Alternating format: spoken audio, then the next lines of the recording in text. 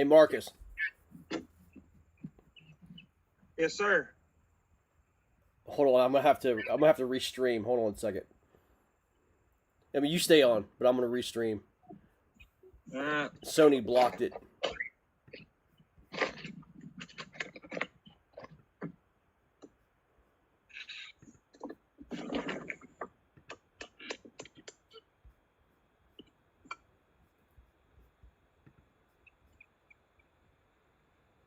you still got me? Yeah, I got you, man. I like this phone thing.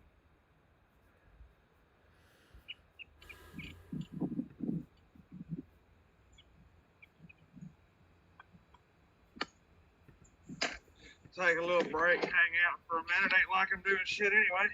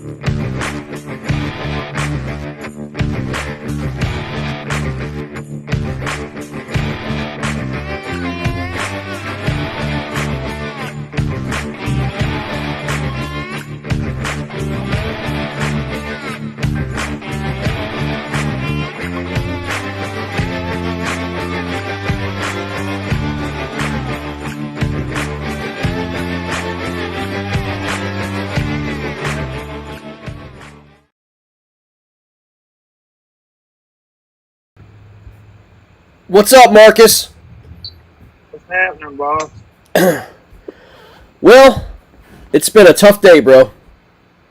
It's been a real tough day, man. I don't know what to say. It's one of the worst fishing days I think I've ever seen. Man, it is literally the worst fishing day of my entire year. Wow, that's It's incredible. the, it's the first time all year, whether it was tournament related or not, that I have not gotten a 5 full limit before noon. So what's going on out there, man? I mean, it looks like man, we've had a slurry of events happen here in the last couple days, dude. We've had anglers get off the water because of medical emergencies, and we've had some pretty big bags caught yesterday. But today, dude, it's a different story, man. People having service issues, and I understand all that, man. But dude, it's been tough. It's been real tough, dude. It's amazing how quickly the switch can just turn from on to off, man. I was able to reach out to Dwayne and Jeff, and man, they're struggling, dude. I mean, the only guy that I know is catching fish right now in this nation right now is Sherman Bishop on making the cut, and he's throwing 19s on the board like it's nobody's business. Man, it's we all got hit with that real cold rain from the hurricane. It was, me and Dwayne had talked about it. It was a matter of when. Yeah, When is it gonna mess up the fight? When is it gonna screw things up? Um, I was questioning about it yesterday after only putting up 80, but in that 80, I had two quality fish. So I was like, maybe it was just a bad day. Well, man, it wasn't just a bad day. Mm. I grinded it out with a frog this morning. Nothing to be had there. I put it down real quick. Picked up a chatterbait and covered just stupid amount of ground. Not even a nibble. Picked up a 10-inch worm. Started hitting trees. Nothing.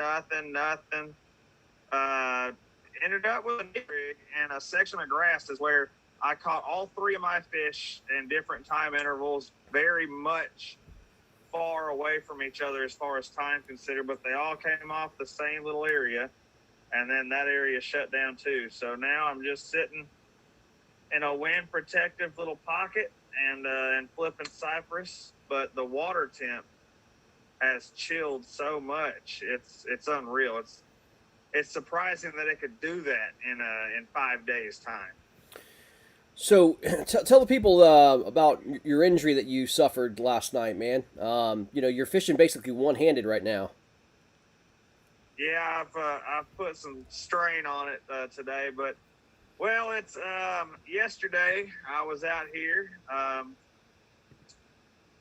had the worm just a little bit far, 3-4 foot away from the boat in my left hand with this 7'3" heavy action rod, 55-pound braid. And I was kind of drifting with the wind. With my right hand, I was just rummaging through baits, trying to figure out what to do next. And I thought I felt a tick, so I slammed the hook with everything I had into a stump, 3 foot from the boat. And needless to say, my wrist is really, really sore right now. Mm. But, luckily with spikes of adrenaline from 3 fish catches, I was able to, do some stuff here and there. But, man, once that adrenaline wears off, it's, all right, chill time. Right. Yeah, I mean, there's only so much you can do, man. Once you're hurt like that, dude, it's it's hard to, it's hard to think. But I've always heard, man, never doubt an injured angler. You know what I mean? So you never know, man. I mean, absolutely. I'm not done. It ain't. I've caught 2 fish out of this area plenty of times. It just limits you to what you can throw and how long you can throw it for. I was kind of ignorant with the frog and the chatterbait this morning. The frog wasn't so bad because it just doesn't weigh very much at all. But, hurling that chatterbait and then, having the weight of it come back through the water agitated it a lot. But, I decided for the rest of the day, I'm just going to do short casts, flipping in and out of trees, and just kind of drift and, see what happens. So, I saw something very interesting that Roland Martin posted yesterday on his YouTube channel. I mean, I think he's pretty still relevant in the sport, but he was talking about the real tough days that he was having on the water, and he would start with these big, massive baits like rats, buzz baits, big, huge like poppers, and then he was just getting little nibbles here, wasn't catching fish on top, and then he would go to like a 10-inch worm with a paddle tail or big swim bait. And then, he said again, he was catching maybe 2.5 pounders, but nothing real big. And then again, they were spitting the hook. So he was real frustrated with that. And then he went to more of like a fluke, and then start fishing that with a 4 or 5/0 hook, a bigger size fluke. Again, they were just nipping the tails. And then he was throwing chatterbaits, really no luck on that, and he was just continually going down his tackle box until he finally figured out, what it was, and it was, I think he finally got bit on, basically it was like a spinning bait or something like that. But anyway, he started big, he didn't get his bite, and then he continued to downsize, cold front rolled through. He goes, think of it like a tournament, man. You got these guys, in a tournament. There's always somebody that figures out the picture, or the problem, or the puzzle, and it's just a matter of being at the right spot, at the right time, with the right bait, and that's fishing. But if you know that there's fish there, you fish there, and you know that they're there, you just got to go through that freaking tackle box and figure out what is it going to take for them to bite. That means literally downsizing to almost nothing, like a Ned rig, for God's sake. They're going to hit something. I mean, if you put it in front of their face. It's funny you say that because I threw a Ned rig today. I mean, I've thrown Ned rigs, I've thrown flukes, wacky worms, Nico rigs, frogs, chatterbaits, glide baits, Texas rigs, jigs, probably more stuff in the bottom. I mean, the bottom of my boat is like a landmine. If you step just right, you're bound to have a hook in your foot. Yeah, but it's amazing how quickly it just shuts down. I mean, yesterday you guys were on fire. Hit 96 one week, 98 and 3/4 the next week, 95 the week after that, and then all of a sudden you get here and the water temp's 10-degree difference. Sylvania has rolled in from nowhere and, struggled to get 80 yesterday but finished strong. And, today we're sitting here on a warmer day than it was yesterday with 3 fish in the boat. It looks like it's overcast, so you can't really say it's bluebird skies or anything like that, but, I mean... Oh, it's bluebird. I'm just sitting in the shade. Oh, gotcha. There might be a few clouds behind. Right. Well, Marcus, I mean, what do you do? I mean, you got 3 fish, man. You gotta go for it, man. Yeah. So, like I said, I when I'm in a situation like this, giving up's not an option. You fish 10 hours for 10 hours, but I pick up a bait, especially when time starts to crunch down. And you're behind.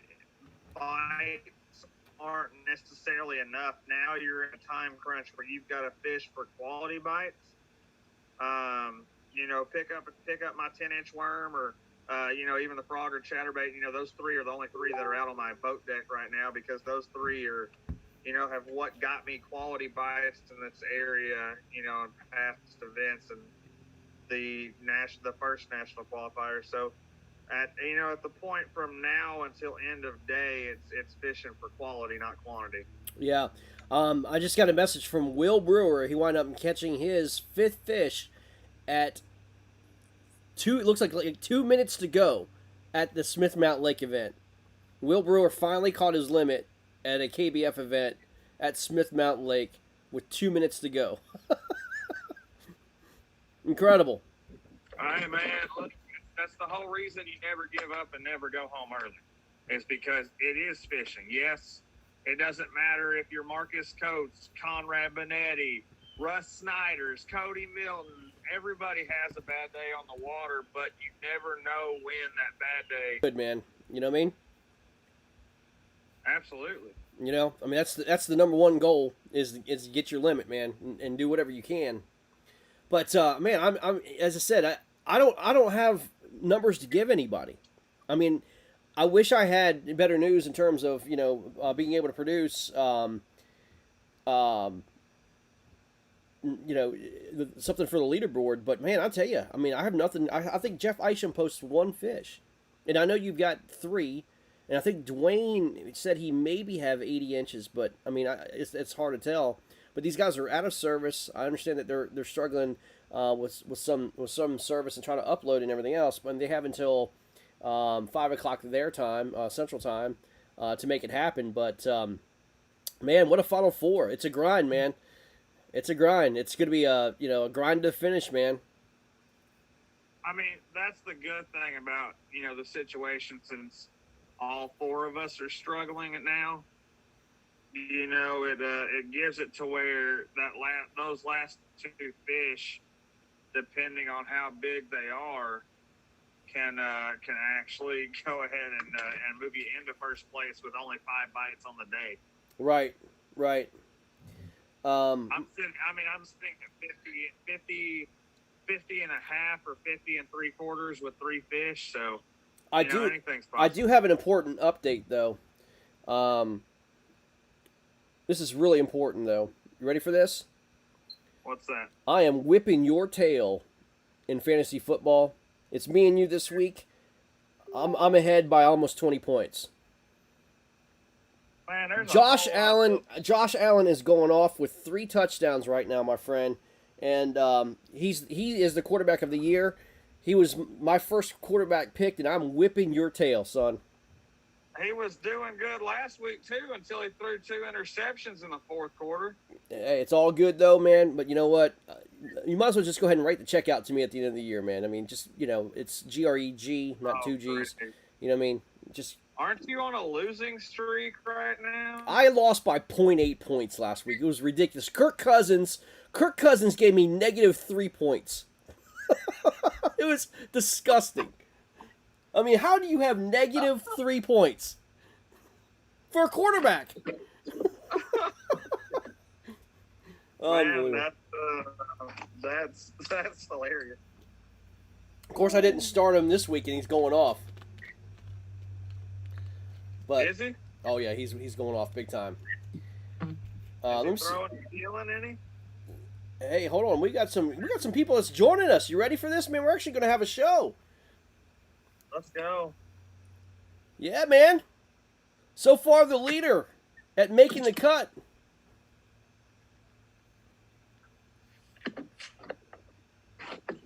Hey, which one's the leader? That would be you, my friend. What's up, buddy? What's up, Marcus? Sherman, I will say this. You are the only one right now that's catching fish in the whole entire United States. Oh no, Marcus has got a bag full. He's just not putting them up. He absolutely does not. That's a fact. Oh, that's great. Yeah, I do not have a bag full of fish. That's a fact. Yeah, he absolutely does not. Well, I'll take a 5-minute break, but tell him I'm not slowing down. Oh, that's funny. First off, I don't trust that Kennan. Oh, I wouldn't trust the Kennan to save my life either, man. I know. They come out of nowhere in the end. Yeah, you can't trust the Kennan boys. That's for sure. Yeah, no. You definitely don't trust Kennan. Robert Brown says -3. That's a good day. Yeah, for Kirk Cousins. Yeah, you like that?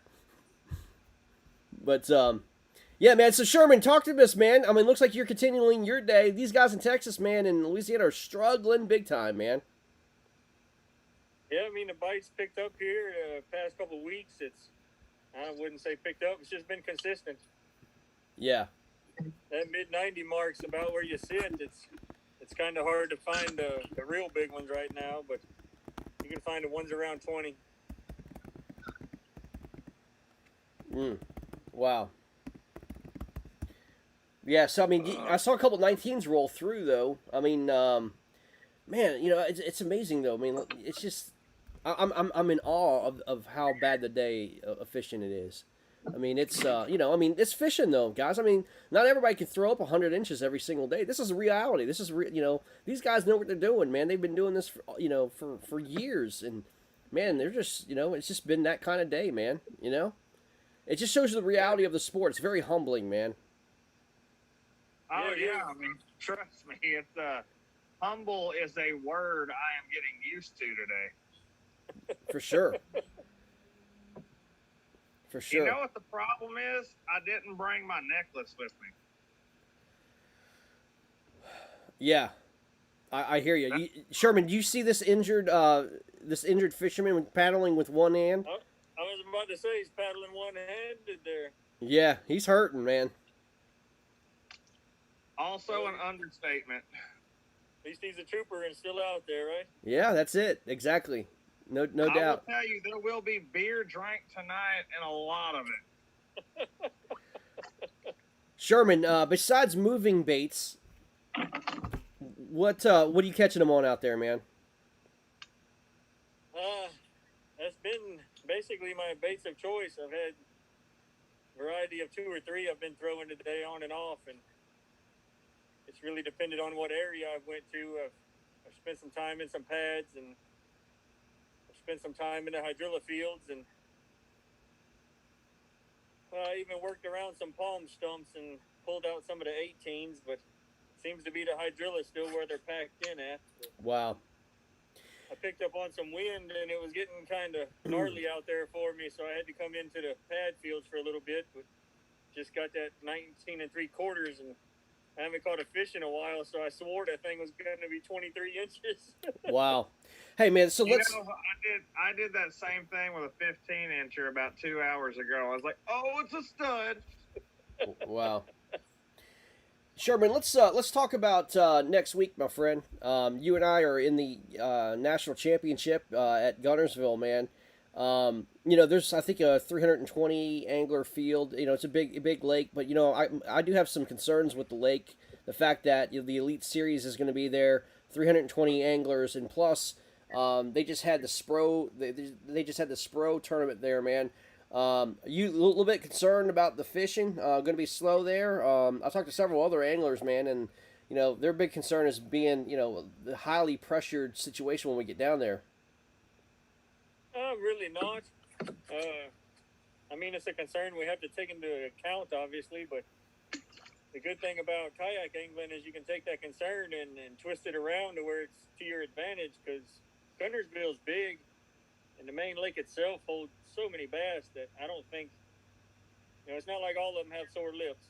No, that's true. But And Gunnersville has so many little creeks and things that come off of it that the bass boats, even the Elite Series guys, aren't running up and down. They're focusing on the main lake. So right. there's areas that's been untouched for guys like us that can sneak off into uncharted waters, so to say, and the bass up there, they should still be packed in there with bait and feeding. So I'm not too concerned. I may just have to change a few places on strategy-wise, but I'm not panicking because of it. No, I mean not panicking by any means. So what's your prediction, man? What do you think it's going to take on average to get up in the, let's say, top 50? What do you think on average per day is gonna make it?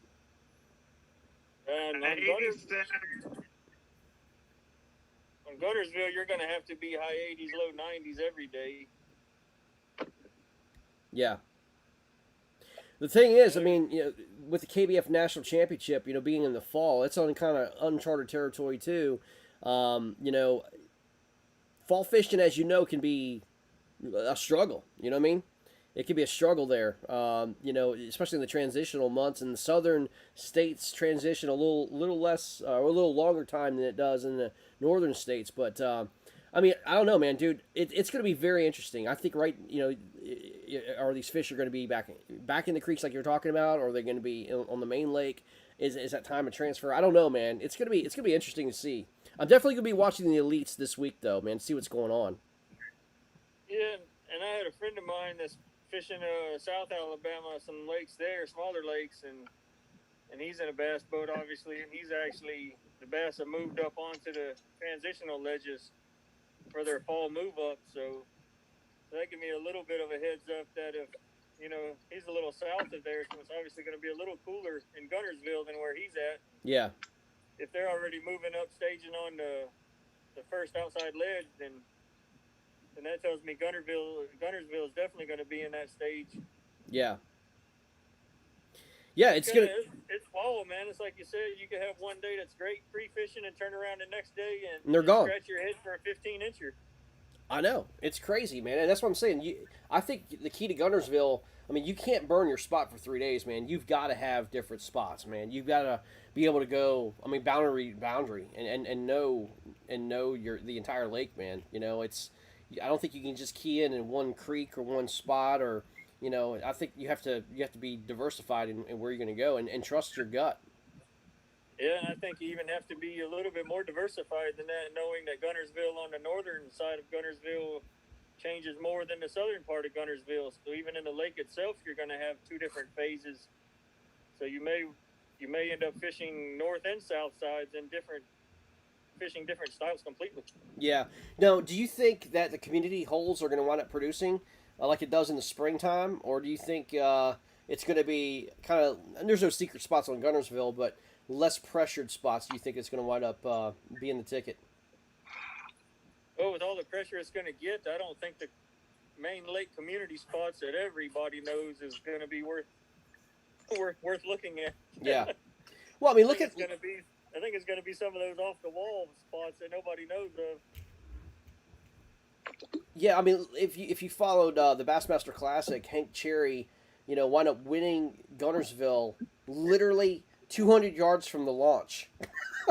No one thought to fish that riprap, and they were there and throwing a jerk bait on the rocks. You know what I mean? Yep. It's crazy. All these guys were going 20, 30 miles from the launch, and all they had to do is take a right hand turn out of the boat ramp and catch their bag right there to win the whole stupid thing. I mean, that's how Gunnersville is. It just drives you insane. you know, just in the least but likely spots. how many times does that remind you of kayak fishing, though? The bass boats take off from the launch and rip down the lake to the other side, and the kayak anglers will stay right around the immediate area and end up putting up a big bag. So For sure. For sure. Marcus, what are you doing now, man? You have a bait caster. Are you throwing that Nico rig now still? Talking to me? Yeah. No, I'm throwing a 10-inch worm in all these cypress trees. Oh, gotcha. I'm just in a little backwater creek that doesn't have a lot of current. It's got a lot of shade. The wind's not phasing it in here, so it's a lot easier. I've been using the trolling motor behind me the majority of the day, but when I got in here out of the wind, I was like, I can paddle one-handed in this. And I've just kind of been pitching these trees. I've had, a bump here, a bump there, but nothing serious yet.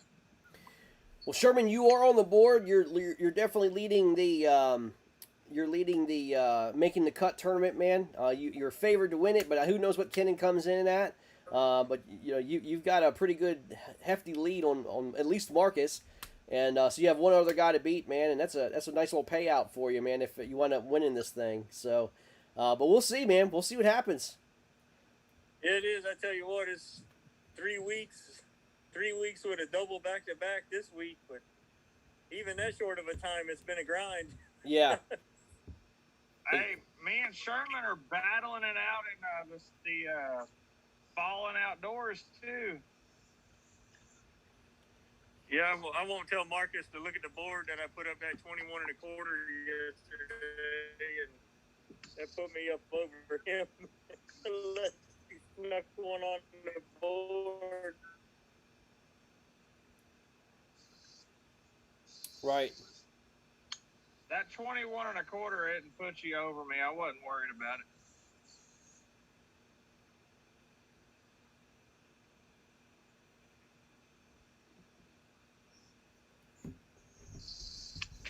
I'm trying to get Mr. Delgado on. We had good news on Chris's wife. Nothing doesn't appear too serious. They're testing out for a virus, but that's good news with Chris and his wife. We're definitely concerned about that going into it. And then, man, I tell you, man, it's just been a weird time, dude. I mean, I understand we had an angler in Florida had some problems on the water, health wise, and had to get off early. And I mean, it's crazy, dude. Crazy stuff going on. Yeah, it's been crazy. That's great news.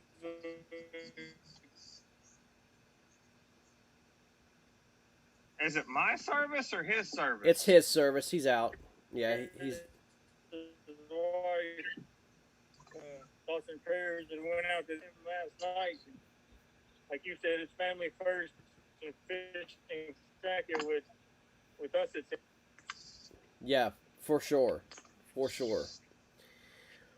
Well, guys, listen, man. We're gonna do our best to kind of keep you updated, as we go along. But let me see if there's any submissions. I don't think there is, man. Let me take a look here. We're gonna show off the board. So yeah, we have one submission. But it's gonna be a board jumper, I think, when it comes right down to it.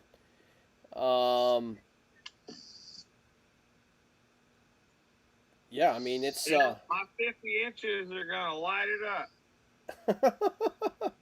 Well, the good news is you're guaranteed a paycheck today, man. Hey, man, I just want to say,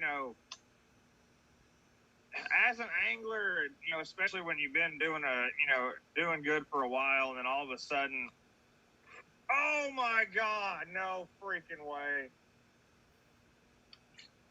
Well, anyways, like I was saying, when you're an angler and you've been doing good, and then all of a sudden you don't, You get real discouraged real fast. I just want to give a big shout out to all my family. They got a little Facebook Messenger group chat thing and they just talk on it all day. And man, it's really hard to get unmotivated when you got a support team like that. So, before we left, I just wanted to make sure I gave a shout out to them. Yeah, man, absolutely. I think every angler has their own support staff and their own, family, friends, and all that good stuff, man. But well, guys, that's it for today, man. Marcus, thanks for joining us, man. We have not been able to get you on the water, especially at your spot, man. And I'm glad we got the service enough to watch you, see what you're doing and just understand the real life struggle, man. Marcus Coates is not throwing up 90 inches every day, man. It's a struggle, but dude, you've got about 2 hours to get things done, bud. Let's see what happens. Absolutely. Yeah, I just happened to hit this little service hole at the right spot, and for once it held. So, yep. Hey, I'm happy to come on. Cool. All right, man. Stay safe out there, dude. And, we'll let you guys know as soon as we get some results, what's happening. So, all right, guys. Peace out.